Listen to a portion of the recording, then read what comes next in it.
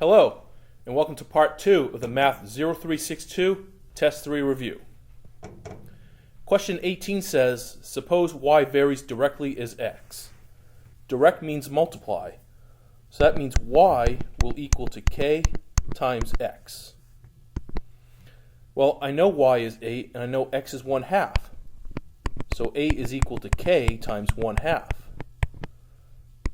If I multiply both sides by 2, that means 16 equals k. To write this as a specific variation equation, you just do y equals to 16x. Part C says, what is y when x is -3? So that means y equals to 16 times -3, which is -48. 19. The cost in dollars of filling your gas tank is directly proportional to the amount of gas. Direct means multiply, so that means C will equal to K times G. If 20 gallons cost $24, so 24 equals to K times 20. If you divide both sides by 20, what's left is K equals 1.2. So this means C will equal to 1.2 times G.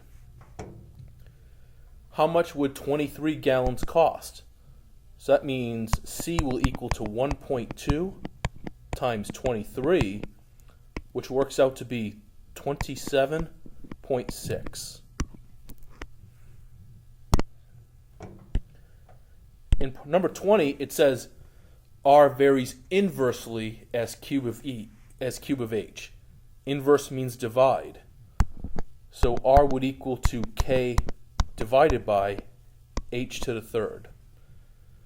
Since they didn't give us any numbers, we have to stop there. 21. Suppose R varies directly as x squared and inversely as t. To set this up, this means R equals to kx squared over t. First, let's find k. So R is 9, k we don't know, x is 3 squared, and t is 15. So 9 would equal to k times 9 over 15. And if I multiply by the reciprocal, which is 15 over 9,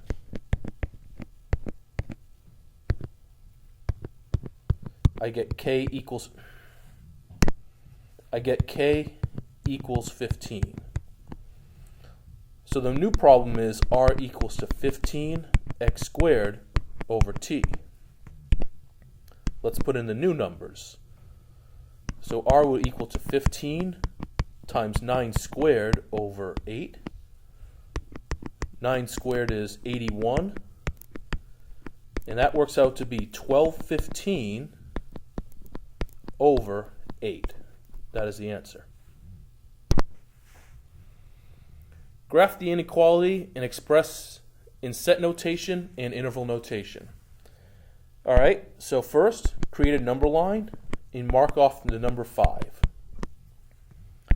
Notice that 5 says greater than or equal to. That means two things. First, it means a solid circle, and it means go to the right. So that's the graph. Set notation is x such that x is greater than or equal to 5. Interval notation is bracket from 5 to infinity. That's where the shaded part is, 5 to infinity. 23 we're going to have to solve first. So first add 10. That means negative 5x is less than or equal to 20. Then divide by negative 5. Remember, if you divide by a negative, the arrow changes direction. So x is greater than or equal to negative 4. Okay, we'll go to the number line. Mark off negative 4. Here's negative infinity. Here's infinity. Again, it points to the right and it's equal. So that means a solid dot and going to the right. In interval notation, that is -4 to infinity.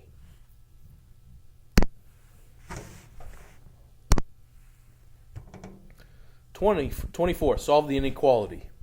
First, we will have to add 4 everywhere to all 3 parts. So -16 is less than or equal to 8x, which is less than or equal to 24. Then divide everything by 8. So -2 is less than or equal to x is less than +3. Let's go to the number line. Here it is again, -infinity to infinity. We have 2 numbers, -2 and 3. And we will shade in between. And because both 2 and 3 have equal signs, that means solid dot, just like that. So -2 to +3. 25. First, we're going to have to solve for x. So first, add 3. So 2x is greater than -3. Then divide 2, so x is greater than -3/2. So we'll go to the number line, -infinity to infinity. I will mark off -3/2. It still goes to the right, but this time there's no equals. That means it's an open circle. And that means all parentheses, -3/2 to infinity. All right, solve the inequalities. So we'll get 2 answers. First, we'll have to divide by 3. So n is less than 8/3. Then -3.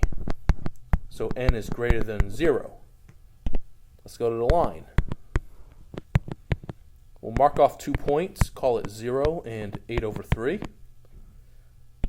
8/3 looks like it goes to the left, and 0 goes to the right, like so. The and means overlap, where the red and blue overlap. So it's this part right here. And because there was an equals, that means solid dots. So that will be from 0 to 8/3.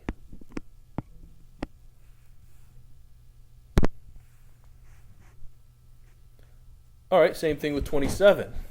We'll have to solve this twice. First, we'll add 6.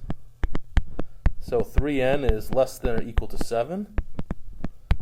Then divide 3, so n is less than 7/3. Next, subtract 5, so n is less than or equal to -3. We'll go to the number line and mark off -3 and +7/3. For 7/3, that points to the left. And -3 also points to the left. And I'm looking for where it overlaps, which is right here, between -infinity and -3. And that will be solid dot. So -infinity to -3, bracket. All right, 28. Again, we'll solve this. First, subtract 7. So m is greater than 3. Then divide by 6. So m is less than -5/2. Again, we'll go to the number line. You have -infinity to infinity. And we'll mark off 2 points. -5/2 and +3. 3 goes to the left. 3 goes to the right. -5/2 goes to the left. And it looks like you're going to have 2 answers. -5/2 will go to the left, and that has an open circle. 3 goes to the right, and that is a closed circle. So it becomes -infinity to -5/2, parentheses, then u, and then bracket 3 to +infinity.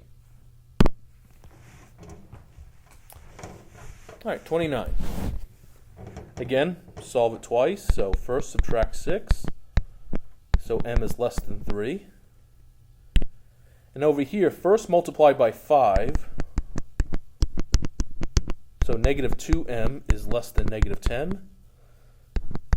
Then divide negative 2, so m is greater than 5. Okay, we're ready to go to the number line. Here's negative infinity, infinity, and we got 3 and 5.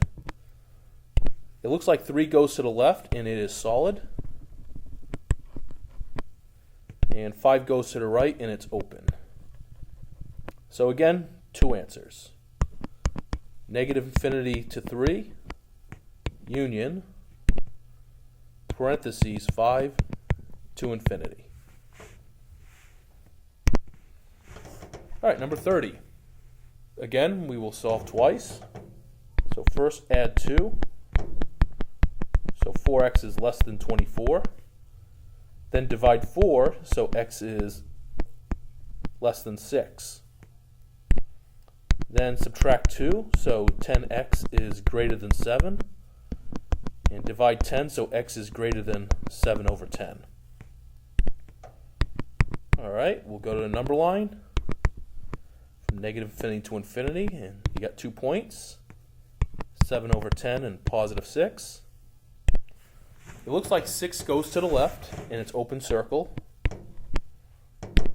And 7 over 10 goes to the right in its closed circle. So the part where it overlaps is between 7 over 10 and positive 6. Closed circle, open circle. So it's 7 over 10 in brackets, 6 in parentheses. So that concludes our Test 3 exam review. Hopefully this helps. Good luck on the test, and tune in for Test 4 review. Thank you.